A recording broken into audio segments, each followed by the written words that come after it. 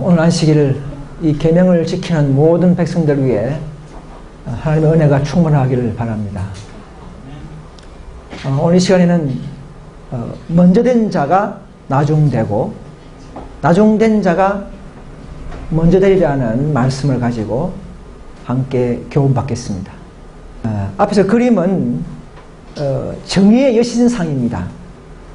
저거는 우리 기독교에서는 인정하지 않겠지만 각 나라마다 법원에마다 있는 동상이에요.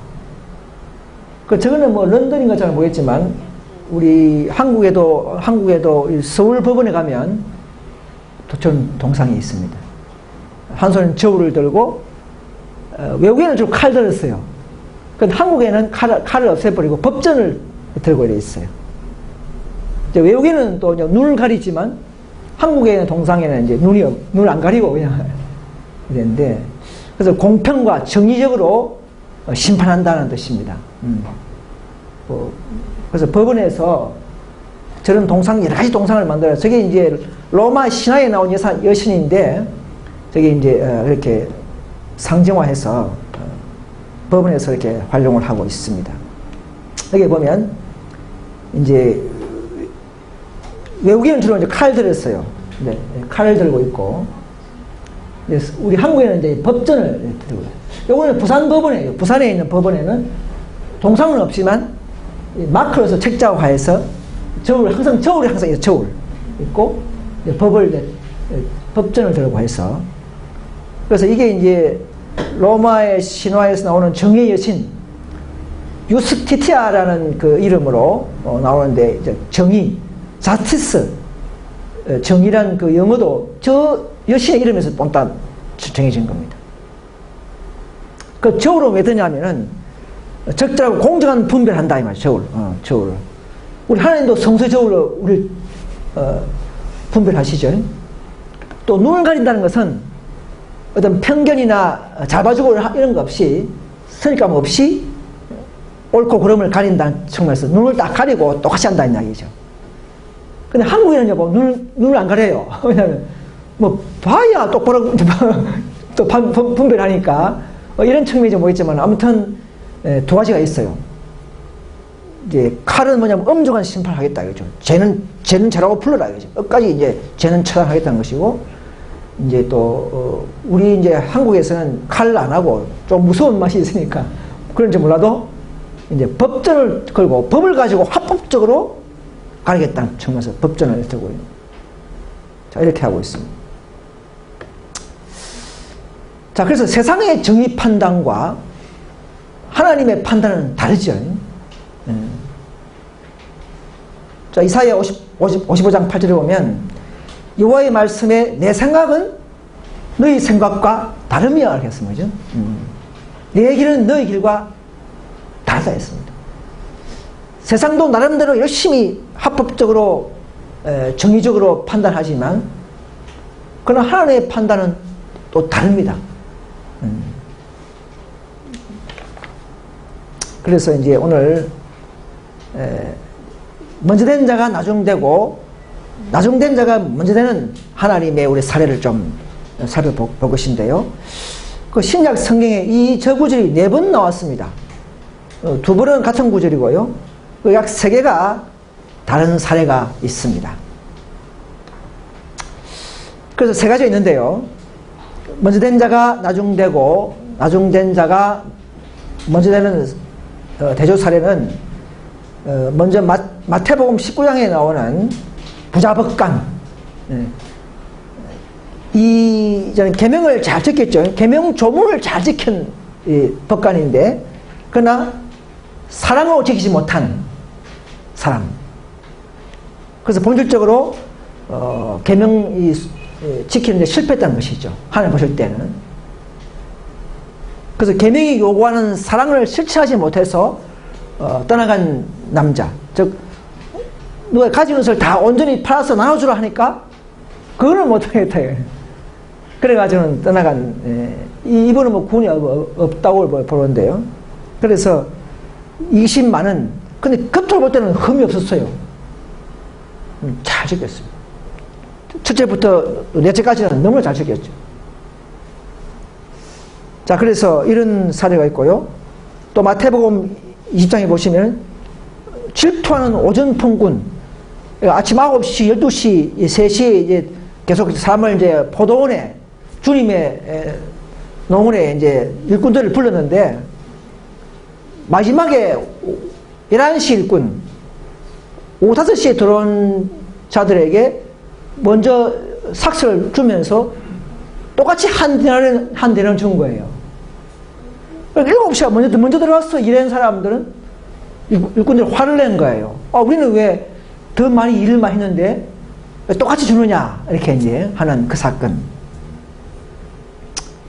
또 누가복음 13장에 나오는 좁은 길을 가지 않는, 준비하지 않는 큰 무리의 사건이 나오고, 그 대조적인 것이 나옵니다. 다시 한번 이제 그 먼저 된 자들이 하늘 못 가는 사례가 있습니다. 우리 앞에서 말씀한 것처럼 부자 법가는 외적으로는 계명 잘 지킨다고 그야말로 표면적인 생애는 흠이 없었습니다. 그죠? 흠이 없어요. 지금 세상적인 법적으로 볼 때는 저분을 가장 높이 평가할 거예요. 그죠? 세상 정의의 판단은. 그러나 하나님의 판단은 그게 아니죠. 반대로 속으로 이심 많고 욕심 많은 것을 말하는 것이죠. 진정으로 헌신하고 그런 봉사정신이 없으면은 하나님은 그걸 인정하지 않는다는 것이죠. 아무리 계명 다 지켜도 우리가 아무리 뭐 외적으로는 정말 그 좋은 것 뭐 나쁜 거 안 먹고 또 뭐 옷도 경건하게 입고 아무리 잘해도 그것도 중요한 건 맞아요. 그것도 우리 해야 할 중요한 우리가 처제지만 그러나 속이 시커멓다면 속에 있는 이기심과 자존심을 몸부린다면 그건 실패라는 것이죠. 우리 개혁운동이 이것을 잘 분별해서 우리 내적 개혁을 더 높이 사는 그런 그 개혁운동으로 다시금 탈바꿈해서 전진해야 합니다. 그래야만이 늦은 받을 수가 있어요. 외적으로 잘 받는다면은 아마 발생들이 먼저 받았을 거예요. 그죠? 우리는 그렇게 할 수 없습니다. 그래서 그 다음에 이제 품꾼의 정신. 먼저 부름받은 품꾼. 자, 이거는 실물 교훈을 보면은 유대인의 상징이라고 해서 유대인 상징. 먼저 특권을 받았다는 자랑, 특권 의식, 권위 의식 가진 무리가 먼저 들어온 포도원의 품꾼이라 그렇게 말했습니다. 그런데 늦게 들어온 1시간 일하고 똑같이 받은 품꾼은 일하는 정신이 다르다는 거죠. 하나님이 보실 때는 일한 양과 또 어떤 그 일한 그 외모를 보지 않고 시간을 보지 않고 일한 정신을 본다는 것이죠. 정말 우리 개혁운동이 정말 인원수 작고 시간이 여력이 부족해서 다른 교단처럼 많은 일을 못하지만 에스테가 지금 뭐 전도지를 100만 장 계획 목표를 뿌리고 있어요. 100만 장을. 어마어마한 숫자죠. 우리는 그렇게 볼 수 있습니까? 못합니다. 그러나 우리는 뭐냐? 이러한 정신을 가지고 하나님께서는 판단하시고 이 교회의 늦은 걸 붓겠다는 것이죠. 그죠? 정말 우리가 진정으로 하나님을 신뢰하는 정신, 물론 에스테도 그런 건 있겠지만 그러나 한 교단, 한 교회가 정말 믿음으로 만미하는 의에 굴복과 신뢰하는 정신으로 하나님 사업을 영위한다면 그런 자들에게 비록 일하지 아니한 자에도 경건치 아니한 자에도 의롭다 하심을 그 정신, 그죠? 그 은혜, 그 은혜로 하나님은 심판하신다는 것이죠. 그게 하나님의 심판이라는 것입니다. 세상은 그렇게 하지 않겠죠. 일 열심히 한 자들에게 분명히 상을 주고 보수를 마셔야 됩니다. 그게 세상의 판단이에요. 그럼 하나님의 판단은 다른 것을 우리가 배울 수가 있습니다. 그 출애굽 세대도 보면 모세 당시에 출애굽 세대는 다 죽었죠. 가데스의 반역에 의해서 다 죽었어요. 그리고 출애굽 나와가지고 2세들이 커서 2세들이 들어갔어요. 그죠? 출애굽 당시에 세대는 다 죽어버렸어요. 그러나 출애굽을 보지 않고 나와서 큰 사람들이 이제 들어가는 이런 우리가 사태가 있습니다. 그 다음에 이제 라오디게아 상태의 교인들, 더욱 좁은 길을 가지 않고 현재로 만족하고, 뭐 우리가 교회적으로 말하면 개신교회들, 그죠? 자칭 정통교라고 우쭐대지만은 사실은 이거는 무시하고 개신교는 아무도 모르고 그러면서도 정통교라 자칭하는 개신교회들, 뭐 이런 것들이 이제 우리가 거기에 보면은 그 누가복음 13장에 보면은 나는 너희를 도무지 모른다 됐거든요. 그런데 그것이 마태 7장 22절에 봐도 똑같이 불법을 행한 자들아 나는 너희를 도무지 모른다. 똑같은 사례를 보면 이 무리는 계명을 불순종하는 무리다, 불법을 행하는 무리다, 이렇게 볼 때 개신교인들이 될 수 있는 것이죠. 그죠? 우리가 볼 때는. 그죠? 뭐 간에도 좋은 분은 항상 있습니다. 그래서 유대인들, 마태 한 찾아볼까요? 마태 23장 28절에 보시면, 마태 23장 28절에 보면 그런 말씀이 있습니다. 23장 28절에 보시면 이와 같이 너희도 겉으로는 사람에게 옳게 보이되, 겉으로는 사람에게 잘 보여요. 눈치 보고 일하고 눈치 보고 뭐 열심히 하는 발신들처럼. 그러나 뭐라고 했어요? 안으로는 뭡니까? 외식과 자존심, 자만심, 그죠? 허영, 형식주의, 이런 외식과 불법이 가득하도다. 자, 이런 자들이 이제 결국은 먼저 된 자가 나중되고 나중된 자가 먼저 된다는 사실입니다. 지금 알 수 있습니까? 지금은 아무도 몰라요. 항상 때가 있습니다. 그래서 개신교는 개신교대로, 또 SD는 SD대로 자칭 남원교회라, 자칭 정통교회라, 자칭 남원교회를 하지만 마지막에는 이제 늦은 빗대가 돼봐야 어느 교회가 늦음을 받는가에 따라서 판가름이 나는 것입니다. 그죠? 어느 교회가 늦음을 받는가, 늦은 빗대가 결정해버릴 것입니다. 그때는 이단 소리를 듣는 교회가 참 교회인 줄 우리는 알 수가 있게 될 것입니다. 그래서 바리새인과 세리도 보면요, 바리새인들은 기도도 하루에 딱 3번씩 하고 1회에 2번씩 금식하고 11조도 잘 냈지만은 천국 갔습니까? 가겠습니까? 근데 세리는 교회 한 번도 안 가봤어요. 그런데 정말 나는 죄인이다, 그죠? 자신을 죄인으로 인정하고 눈물 흘리고 고개를 못 들고 땅을 치는 이런 죄인이 저 사람보다도 너희가 먼저 어렵다 함을 받고 내려갔다 이렇게 했어요. 자, 세상에 볼 때는, 정의의 판단을 볼 때는 11조 잘 내고 금식 잘하고 이런 사람들이 상 받죠. 그래서 제일 멋있는 사람이고 제일 그 재능 좋은 사람이고 큰 인물이에요. 그러나 하나님의 판단은 그게 아니죠. 그런 것도 중요하지만, 그러나 정말 자신을 죄인이라고 인정하고 자기의 죄를 뉘우치고 나오는 이런 사람들을 하나님 먼저 없다시고 그들이 먼저 천국에 들어간다는 것이죠. 창기와 세리가 먼저 들어가리라. 그죠? 그렇게 됩니다. 그래서 결론은 자기를 낮추는 자가 되어야 됩니다. 하나님의 원칙은, 황금률은 자기를 낮추는 자는 높아지고 자기를 높이는 자는 낮아지는, 이게 하나님의 눈에 안 보이는 법칙입니다. 여러분 그 초기 구절 보니까요, 마지막에 이런 구절이 있어요.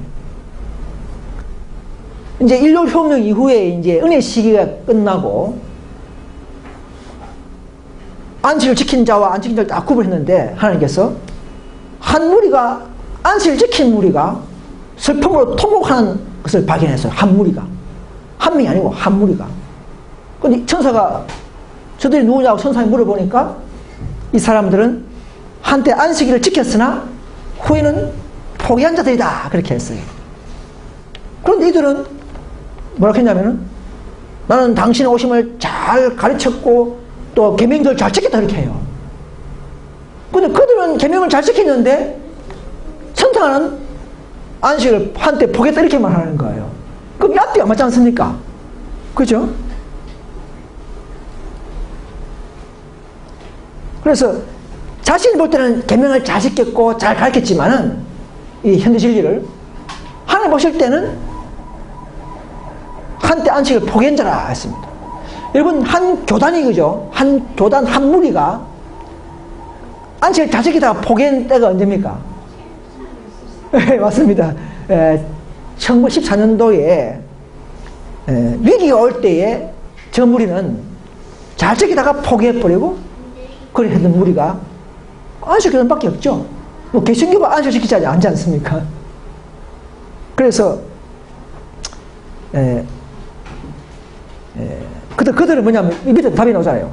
한때 깊은 샘에서 실컷 마시고 나머지는 발로 칠밟았다. 이 말은 빛과 특권과 진리를 다 알고 열심히 누리면서 살다가 위기가 올 때, 핍박이 올 때 한번 발을 짓밟아버리는 거예요. 그 계명을 짓밟아버린 거지.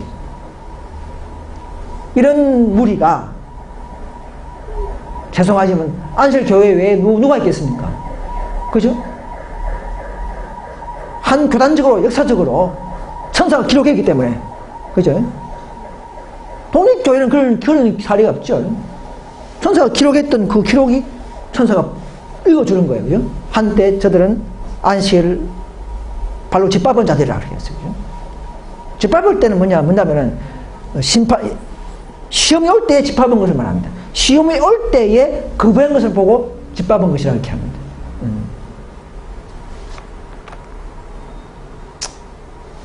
자, 그래서 이 보면요. 고대 이스라엘, 남방 유다, 고대 이스라엘하고 닮았어요. 그죠? 첫 세대.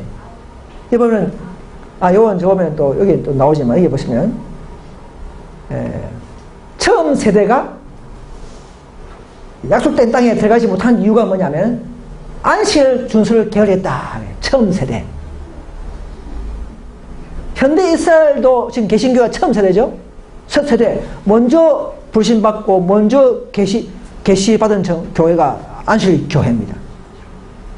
그래서 다 첫 세대가 이렇게 안식을 짓밟은 것을 여기서 발견할 수가 있어요. 그래서 화이프께서는 고대 이스라엘과 현대 이스라엘 에스테이는 너무나 닮았다 이렇게 했어요. 그죠? 그래서 우리가 잘 연구해 보면 알 수가 있습니다. 또 보세요. 택함받은 하나님의 교회 역사가 반복합니다. 고대 이스라엘 남방 유다도 이사야의 극정고를 듣지 않고 불순종하고 우상을 섬기고 뭐 이방인과 결혼 이런 일들이 많았지 않습니까? 그래서 이사야가 하는 말이 1장 21절에 신실하던 이스라엘 성읍이 어찌하여 창기가 되었는고 이렇게 했습니다. 가그는 신실했다 이 말이에요. 신실하던 성읍을 이렇게 그죠? 또 현대 이스라엘 에세이 보도 화이트부인께서 파일적은 150페이지에 1903년도입니다. 어떻게 거룩한 도성이 에세이 말하죠. 초기엔 신실한 도성이 창제되었는고 이렇게 했습니다. 하나님의 임재와 영광이 거기서 떠났도다 이렇게 했어요. 닮았죠? 화중에서는 고대 이스라엘과 현대 이스라엘 에스테는 너무나 동일한 길을 걸어간다 이렇게 했어요. 자, 이런 예언에 이런 예수의 증거의 말씀에 우리는 유의한 백성이 되고 있는 것입니다. 우리는 잘 유의해야 합니다. 그죠?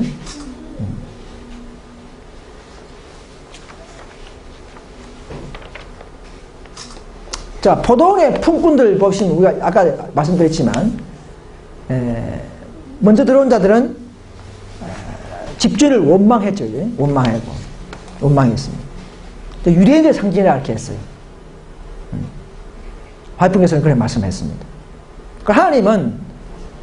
하나님의 방법이 있습니다. 그죠?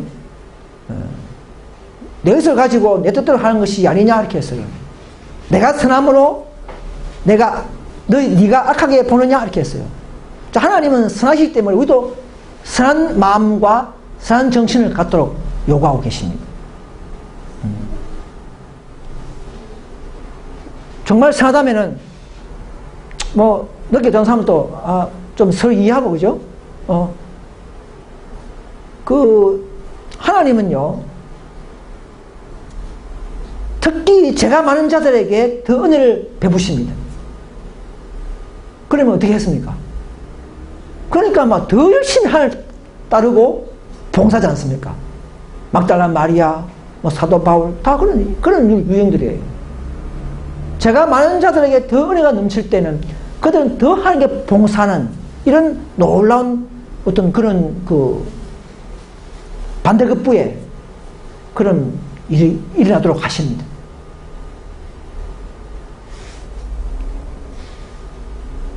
그래서 우리도 시기나 질투하지 말고 뭐 늦게도 하지만 먼저 똑같이 한 대련을 받은 사람들을 서로 이해하고 그렇게 되지 못한다는 것은 바로 그들의 마음이 악하다는 것이에요. 오늘 교회 안에도 보면요 똑같이 먹어 나도 한 개 먹지 두 개 니도 한 개 먹어라 너무 많이 먹으면 그 질투하고 생이 나서 못 사는 사람들이 있어요. 전도할 때는 그렇게 안 하고 교회 안에서는 계속 시간 끼고 니 뭐 먹냐 뭐 하냐 집에 가서 냉장고 문 열어보려고 하고 뭐 하는 거 이거만 계속 보는 사람들은 이 발생들이 교회마다 있을 수가 있어요. 우리 개혁운동은 이런 교인들이 없어야 됩니다. 그런 분들이 결국은 교회 연합에 실패할 수가 있습니다. 왜? 하나님의 방침은 이렇기 때문에 늦게 존자들도 한 대장을 주기 때문에 그걸 보고 질투하겠죠, 그죠? 그러면 이게 교회가 하나가 안 되죠. 그래서 하나님을 성령이 임재하는 곳에는 우리가 서로가 이해하고 또 내보다 남이 더 잘 되도록 하는 이런 정신을 우리가 성령을 통해서 우리는 가져야 합니다. 자, 그래서 주께서는 사람이 보는 것과 달리 보신다 했어요. 그죠? 그는 외모로 판단하지 않으시고 그 마음의 신실성으로 사람을 평가하신다. 우리 신실성.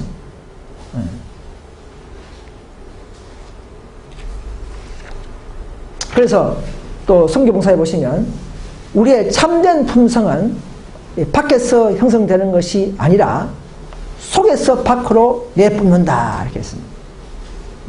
안에서 먼저 형성이 되고 그 다음 밖으로 나와야 그게 영속적입니다. 우리도 정말 뜨거운 마음이 있고 하나님을 사랑하고 하나님께 감사의 용서를 받았다면 은혜를 받았다면 우리가 전도를 안 하겠습니까?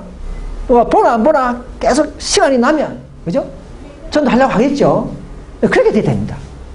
그렇게 돼야 이 교회가 발전할 수가 있어요.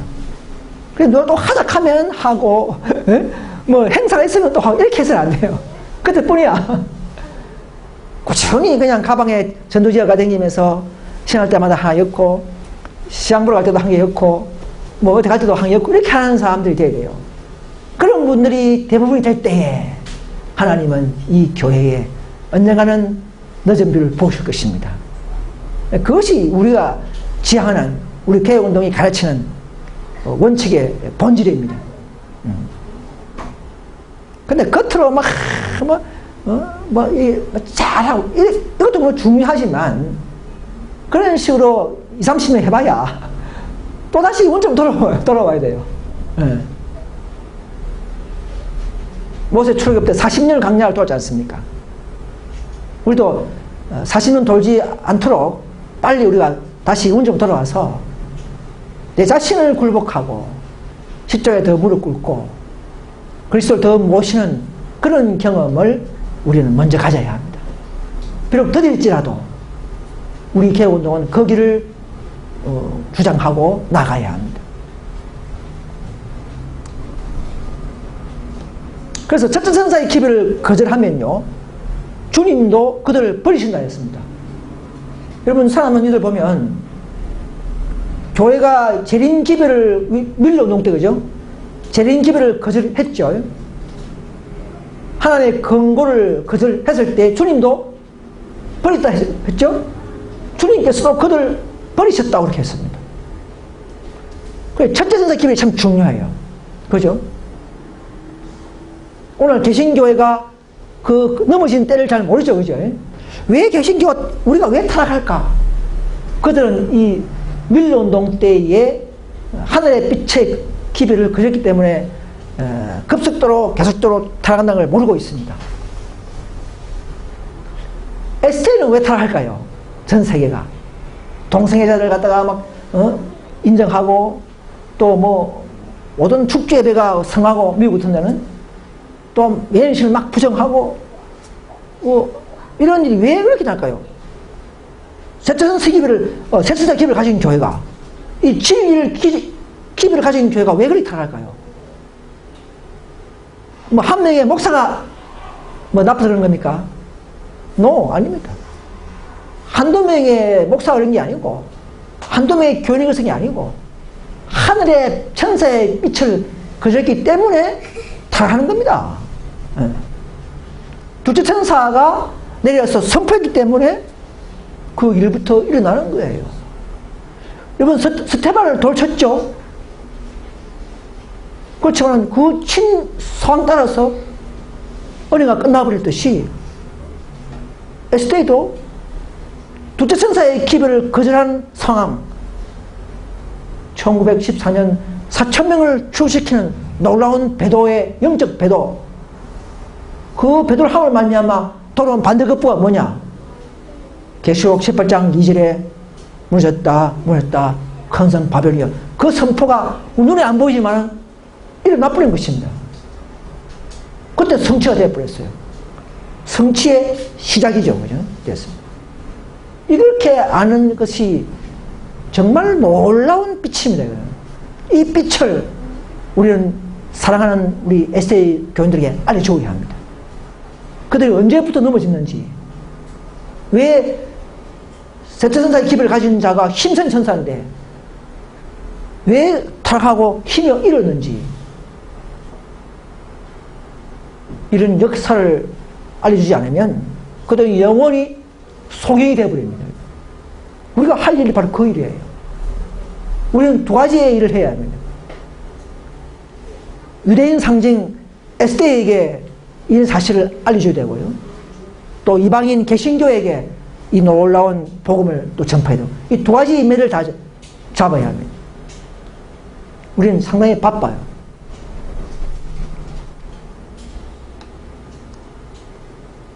그래서 우리는 이 침례요한의 사명이 바로 우리의 사명입니다. 침례요한의 사명과 그 심령이 우리의 개혁운동의 정신이 되어야 한다고 이렇게 말하고 있습니다. 침례요한은 어떻게 했습니까? 제 아들이 와가지고, 아니 요한님, 저게 그 예수한테 다 갚으린다, 우리한테 안 온다. 그렇게 막 했어요. 그러니까 요한이다가 괜찮다. 예수님은 흥해야 하고 나는 새아이 하리라, 이렇게 했어요. 야, 이렇게 소개하는 자들이 돼야 됩니다. 자기한테 막 안 오면은 실투 나가지고 그 가지 마라, 일로 온다, 이렇게 하면 안 되고, 나는 오지 않더라도 우리 신에게 다 가라. 이렇게 솔직하고 단순하고 정직한 이런 그리스도의 정신을 가진 자들이 많아야 됩니다. 우리 개혁운동에. 저는 다른 사람들이 잘하면요, 난 속으로는 박수 쳐요. 물론 한편은 내가 못하는 달란트, 내가 못하는 거 가지고 있으면 살짝 좀 시기 되더라도 또 잊어버리고, 정말 잘한다, 내가 못하는 것을 하니까 다행이다. 왜? 제가 못하는 걸 하니까 다행이잖아요. 그럼 누가 하겠습니까? 누구지 해야 되는데. 그래서 한편은 그 사람은 또 나는 자랑스럽게 생각합니다.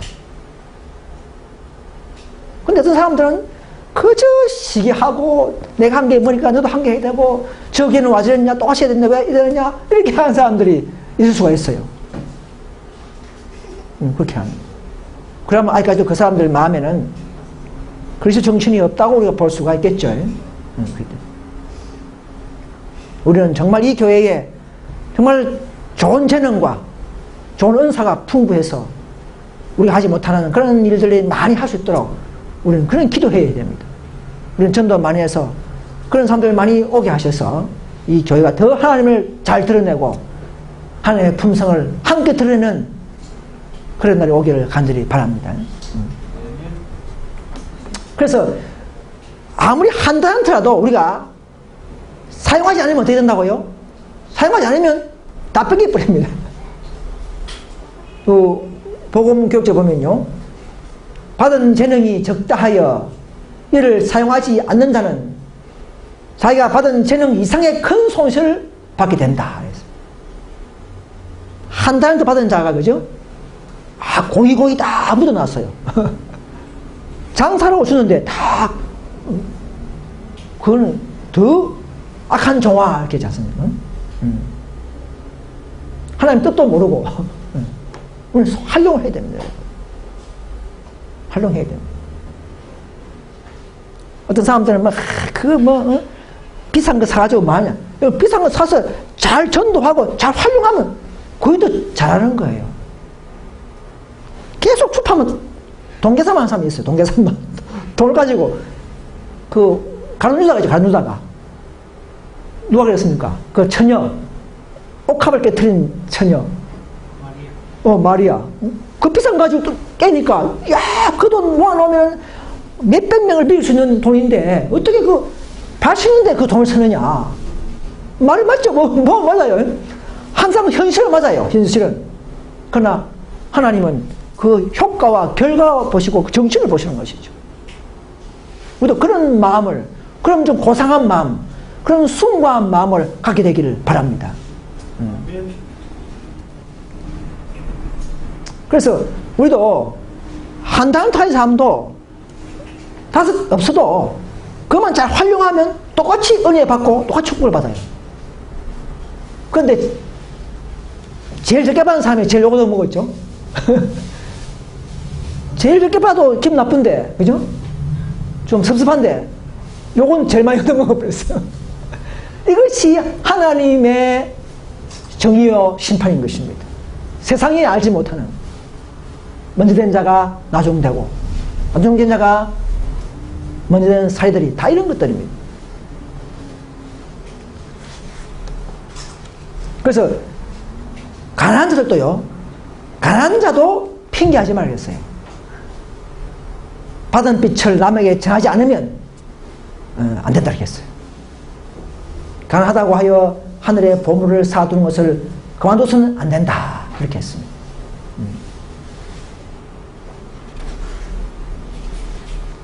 여러분, 사실 우리가 이 기별의 목적은 열심히 배워서 경험해서 우리가 믿음을 하면 많이 가르치고 듣고 경험해야 하지만 이거 말로 합니까?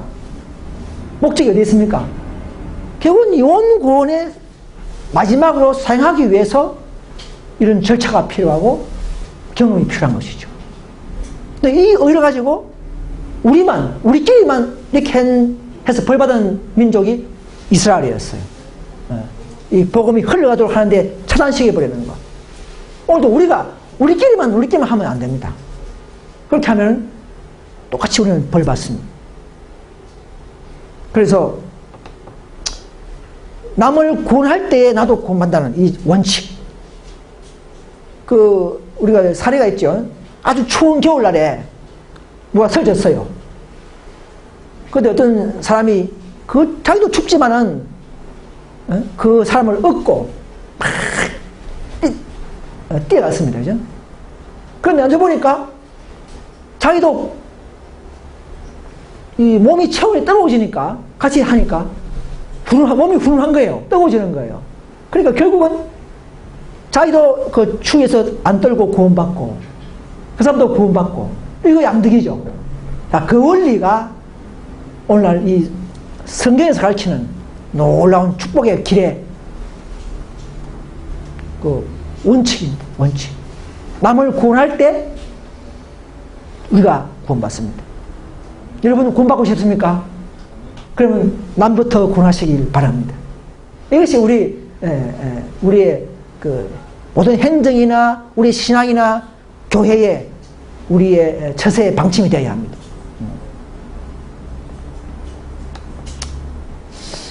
그리고 또 교회 평가하는 방법은요, 교인수가 참 많다. 야, 좋네. 참 좋은 교회다. 이게 아닙니다.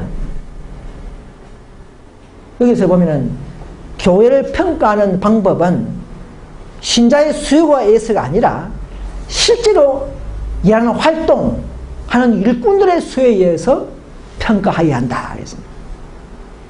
일꾼들이 많을 때 그 교회는 10명에서 5명이 일한다. 그거 하고 500명이 있는데 10명만 일한다. 이거 어느 게 더 일하는 교회입니까? 10명에서 5명이 일하는 교회가 잘하는 교회예요. 그런 교회가 희망이 있고 하나님은 칭찬하고 있습니다. 500명 있는데도 10명만 일하고 있어요. 이건 하나님을 너무 섭섭하게 만드는 거예요. 일을 많이 하고 사람 많이 주는데 자기들은 그냥 수요만 타고 자랑만 하면서 일 안 하는 거. 이것은 하나님에게 결코 은혜를 받지 못합니다. 그래서 일꾼들의 수요에 의해서 평가해야 합니다. 그래서 왜냐하면 이심 없는 개인적인 노력은 설교나 신조보다 그리스도의 사업을 보다 더 크게 할 수 있다. 이렇게 했어요. 이심 없는 개인적인 노력이 필요합니다. 우리에게는.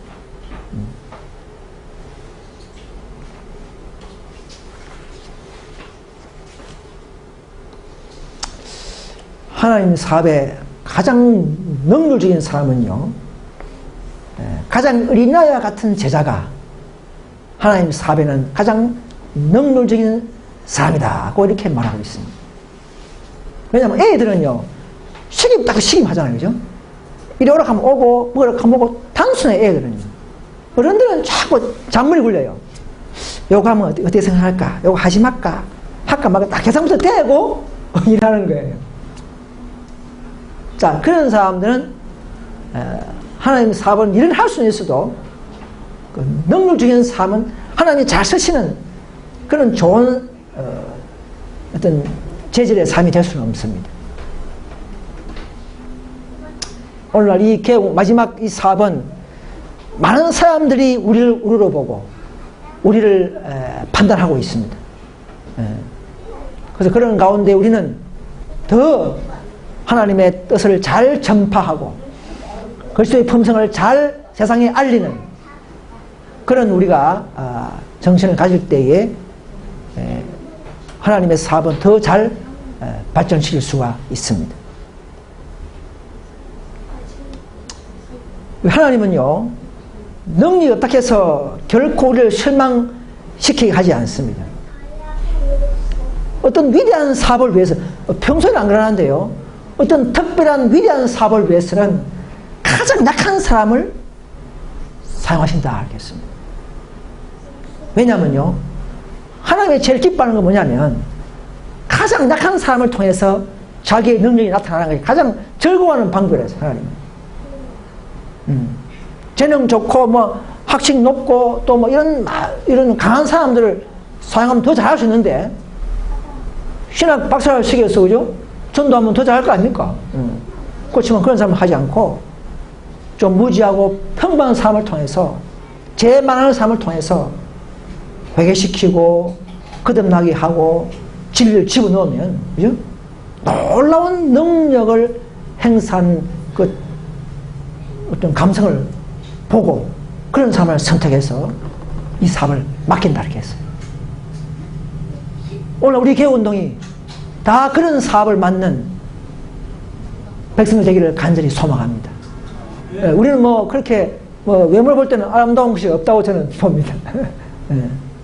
그래서 우리는 더 이런 능력이 부족할수록 더 우리는 혹이라 생각하고 더 기도하고 하나님께 매달리면서 하나님 능력을 채울 때에 우리의 빈 그릇이, 우리의 질그릇이 하나님의 놀라운 그릇이 될 수 있기를 우리는 소망합니다. 될 수가 있습니다. 그러니까 우리는 그래서 우리가 어떤 약점이든 어떤 결점이든 이제는 낙심할 필요는 없어요. 사도 바울처럼 그 약한 것이 강함이라 하지 않습니까? 약점을 장점으로 사용해버리면 됩니다.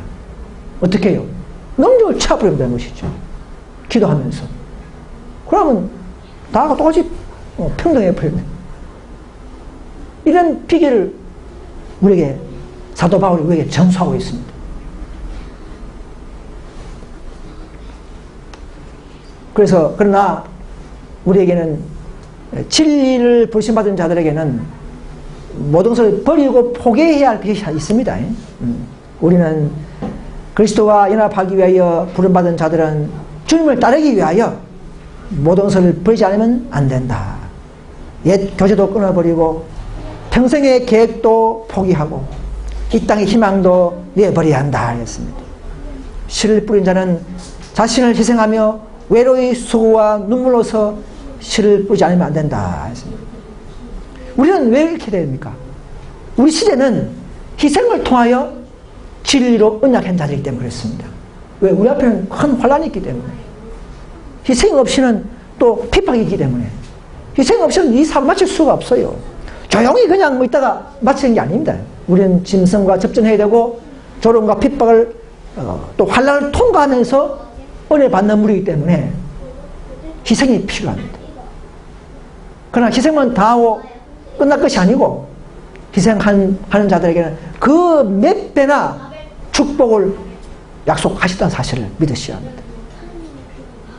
하늘에 놀라운 상급이 다 준비되어 있습니다. 여러분, 희생이 따르고 어려움과 고난이 따를지라도 하나님의 놀라운 약속을 믿고 우리는 전진하고 또 전진하는 저와 여러분 되시기를 간절히 바랍니다. 이 교회 또 희생이 있고 어렵다 해서 또 이 교회를 나가든지 그렇게 하면 안 됩니다. 그럼 다 뒤로 물러간 자들입니다. 마지막 때는요. 근데 교회 내에 사건들 209페이지 보면요. 제7일 안식일을 예수 재림인 교회 내에 하나님의 능력의 놀라운 현시가 있을 것이다 했어요. 교회 내에, 에스테 교회 내에. 그러나 그것은 주님 앞에 자신들을 낮추지 않는 자들과 회개하지 않는 자들을 감동시키지 못한다 했어요. 어떤 현실이 있어도 그게 뭔데 이렇게 해버려요. 하나님의 영광으로 세상을 환하게 하는 능력의 현실이 뭡니까? 이것 때문에 제가 많이 연구했는데 하나님의 영광이 뭡니까? 품성이죠. 하나님의 품성을 드러내고 세상 앞에서 세상을 환하게 하는 그런 능력의 현실가 언제 시작됐었습니까? 에스테 내에 1913년도에 전쟁 때에 이들은 교회마저도 쫓아낼 때에 이들은 율법을 지키기 위해서 하나님의 품성을 드러내기 위해서 그 다음 깡소를 자처해서 가고 핍박을 받고 자기 부인들은 남편 대신에 전도직부를 다니고 이런 안식교회 내에 놀라운 하나님의 영광을 드러내는 능력의 현시가 그때 있었습니다. 여러분. 제가 이거 가지고 고민하다가 그때부터라는 것을 느꼈어요. 이걸 해석한 사람이 있습니까? 여러분들은 잘 없지 싶어요. 뭐 이것도 제가 맞는 건 알겠지만 모르겠지만 아무튼 교회 내에서 하나님의 영광을 드러내는 놀라운 능력의 현시는 그때가 정말 제일 강하게 있기 때문에 말할 수가 있습니다. 18천 천사의 능력이 그때 나타난 거예요. 근데 그걸 사람들은 그게 뭐 18천 천사냐, 그게 뭐 개운동이 뭐 그게 하나님의 인도하심의 운동이냐, 이단 분파지 이렇게 생각할 수가 있어요. 이 육적인 사람들은 정말 영적으로 세미하게 깨있지 못한 사람들은 다 그렇게 봐버립니다. 지금도 많은 에세이 목사님들마저도 우리 개운동하면은 그냥 이단 분파, 그 운동의 취지와 그 시작과 그 탄생 시점을 이해 못하는 것이죠. 그래서 그들은 위험하다고만 생각하는 거. 우리 교회 와서 교인 뺏어간다, 우리 교회 나가서 해방한다 이런 거 생각하고 우리 교회를 타부시하고 멀리하고 오지 않게 하는 이런 운동이 에세이 교회에서 있는 것입니다. 그런 정신들이 있는 것입니다. 근데 그들은 이렇게 말해요. 우리가 여러 해를 갖다가 에세이 교회 했는데 성령을 왜 알지 못하겠는가? 개혁운동 그런 성령운동이 아니야. 그래 생각을 하는 거예요. 네. 개혁운동은 그 성령운동이 아니야. 그렇게 생각하는 거예요. 자, 이것을 우리가 오늘 제가 발표를 하는데 정말 교회, 그 에세이 교회 내에 있는 능력의 현실, 그죠? 이것을 우리가 영적으로 판단해야 합니다. 여러분, 개신교 당시에, 밀려노는 당시에, 개신교인들이 밀려 쫓아내고, 화이프 쫓아내고 하지 않습니까? 근데 그것이 그들이 뭐, 그 때문에 자기들이 촛대 떠났다. 그렇게 믿는 사람 있습니까? 그들이 외형은 더 컸어요. 더 커졌어요. 쫓아내니까 더 하나가 되고, 그죠? 골치 안 아프고, 더 하나 되고, 교단은 더 커져 버렸어요. 그런데 하나님 보실 때는 그 성령을 거스르는 것이죠. 촛대를 떠나는 운동이죠. 야, 이것이 바로 놀라운 영적인 것은 영적으로 분별하는, 먼저 된 자가 나중되고 나중된 자가 먼저 되는 이런 모든 영향과 결과가 낳는 사건이라는 사실을 아셔야 합니다. 우리 교회도 마찬가지예요. 뭐 책에 써놔가지고 뭐 여기 있습니까? 어떤 분 그래요. 개혁운동이 뭐 대전초에 나오느냐? 이렇게 해요. 나오면 가겠다는 거예요. 근데 대전초에 나옵니다. 604페이지에 하늘로부터 날아간 천사가 아니고 하늘로부터 내려온 천사 운동 이렇게 했어요. 그들은 바벨론 죄를 지적하고 있다 이렇게 했어요. 내려온 천사는 우리밖에 없죠. 18장 천사밖에 없어요. 그죠? 날아간 천사는 첫째, 둘째, 셋째지만 내려온 천사는 18장 천사예요. 내려와서 그 일을 하고 있다는 사실을 그들은 모르고 있습니다. 그 천사는 기별부터 시작해서 1888년에 기별부터 주면서 그 천사가 내려와서 우리와 접목하려고 노력했고 호소하고 있고 지금도 한 백성을 분리해서 이끌어가고 있는 것이 18장 천사입니다. 그래서 우리가 깨닫고 있는 천사의 체계의 노선입니다. 근데 에스를 어떻게 봅니까? 아, 저들은 또 두 파 됐으면 또 세 파 됐다고? 아이고, 그게 무슨 개운동이야. 에? 이단이지. 분리하면 다 이단이야. 야에서 기약해. 너 가보니까 뭐 똑같네. 뭐 별 수 없네.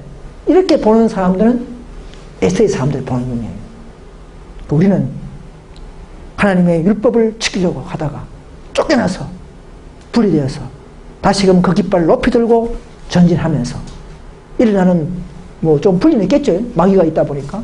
이렇게 해서 이 개혁운동이 지금도 바벨론의 죄를, 야곱의 집의 죄를 구하고 있는 이 백성의 노선에 탑승해야 하는데도 영적이지 못한 사람들은 분별 못한다는 사실을 아셔야 합니다. 야, 이것이 바로 이 시대에 주어진 큰 빛입니다. 빛. 초기문지 보면 나와요. 그들에게 큰 빛이 주어졌다 이렇게 했어요. 이 빛을 이 진리의 체계의 빛을 잘 전거할 때에 많은 에세이 교인들이 돌아올 수가 있습니다. 그런데 저도 이 기별을 정말 성령 있게 해야 되는데 못하니까 못 오는 거죠. 이러로만 하니까. 앞으로 늦은 때는 우리는 이것을 잘 전파해서 이 교회에 모이게 해야 됩니다. 그때 많은 면목상의 전신도와 타락한 교회에서 떠나 나와 우리가 함께 설 것이다. 그랬습니다. 떠나 나와 우리와 함께 별도의 나와 우리와 함께 그 안에서 계획이 아니고 별도의 나와 우리와 함께 설 것이다. 떠나 나와 이렇게 했기 때문에 별도죠, 그죠? 그래서 예언신을 더 꼼꼼하게 정확하게 연구하라 그랬어요. 하이품에서는. 그렇게 할 때에 그 어떤 체인처럼 사슬처럼 연결되는 것을 발견한다 이렇게 했어요.